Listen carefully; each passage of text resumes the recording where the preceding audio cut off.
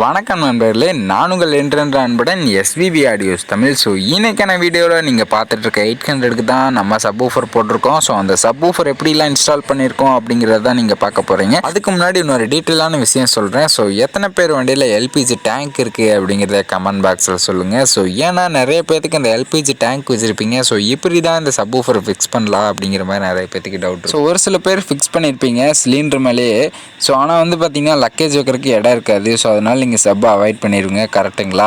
So ஆனால் வந்து பார்த்தீங்கன்னா நம்ம ஒரு டிஃப்ரெண்ட்டான ஒரு ஐடியா யூஸ் பண்ணியிருக்கோம். ஸோ இந்த மெத்தடை பார்த்தீங்கன்னா வண்டியில் சப்வூஃபர் இருக்கிறதே தெரியாது. ஸோ நீங்கள் லக்கேஜ் வச்சாலும் உங்களுக்கு வந்து கம்ஃபர்டபுளாக இருக்கும். ஸோ இன்றைக்கான வீடியோவில் அதை பற்றி தான் பார்க்க போகிறோம். ஸோ நம்ம சேனலை சப்ஸ்கிரைப் பண்ணாமல் பார்த்துட்டு இருந்தீங்கன்னா இப்போவே உடனே சப்ஸ்கிரைப் பண்ணி பக்கத்தில் உள்ள பெல் பட்டனை ப்ரெஸ் பண்ணிங்க. ஸோ வாங்க வீடியோக்குள்ளே போகலாம்.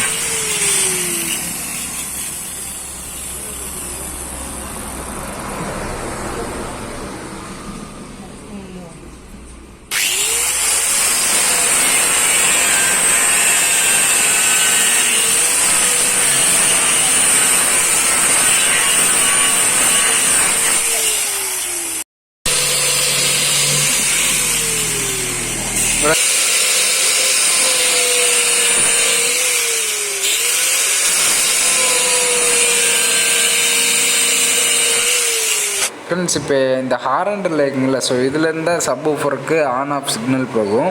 ஸோ இப்போ வந்து நம்ம எப்படி மாட்டிக்கணும்னு பார்த்தீங்கன்னா டேரெக்டாக நம்ம பேட்டரியிலேருந்து வந்து பார்த்திங்கன்னா லைன் எடுத்துட்டோம்.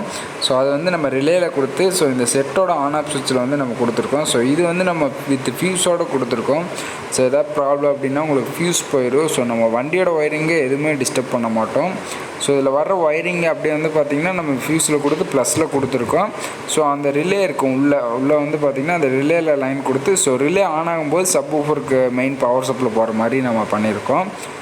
ஃப்ரெண்ட்ஸ், இந்த பாக்ஸ் எப்படி வச்சுருக்கேன்னு பாருங்கள். ஸோ இந்த பாக்ஸ் தான் நம்ம சொல்லலாம் ப்ளைவுட் பாக்ஸு. ஸோ இது பியூர் ப்ளைவுட்டு. ஸோ இது வந்து பார்த்திங்கன்னா ஒரு 3/4 இன்ச்சு திக்னஸ் உள்ள பாக்ஸ் தான் நம்ம போட்டிருக்கோம். ஸோ இது 8 இன்ச்சு சப்பு.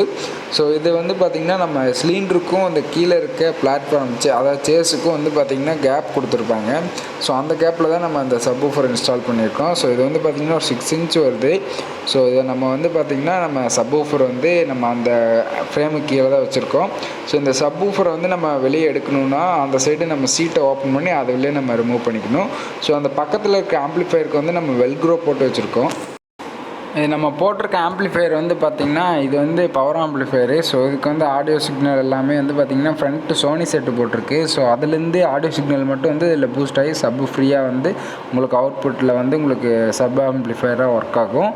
ஸோ இது வந்து பார்த்திங்கன்னா நம்ம அந்த பாக்ஸ் வெல்க்ரோ அந்த பாக்ஸ்லேயே வந்து மேட் ஃபினிஷிங்கில் இருக்குது. ஸோ அதில் நம்ம வெல்க்ரோ போட்டு இந்த ஆப்பை வந்து ஃபிக்ஸ் பண்ணியிருக்கோம். ஸோ இந்த ஆம்ப்ளிஃபையரு இந்த சப்பு வந்து நம்ம அடிக்கடி எடுக்க போகிறதில்ல. ஏதாவது எமர்ஜென்சி ஸ்டெப்னி டயர் எடுக்கணும் அப்படின்னா தான் வந்து இந்த நம்ம பாக்ஸ் எடுக்கிற மாதிரி வரும். ஸோ அப்போ மட்டும் இந்த சீட்டை ரிமூவ் பண்ணி சீட்டை ஃபோல்டு பண்ணி அதை வழியாக நம்ம சப்வூஃபர் எடுத்துக்கலாம். ஆம்ப்ளிஃபையர் வந்து வெல்க்ரோ போட்டு எக்ஸ்ட்ரா ஒயர் கொடுத்துருக்கோம்.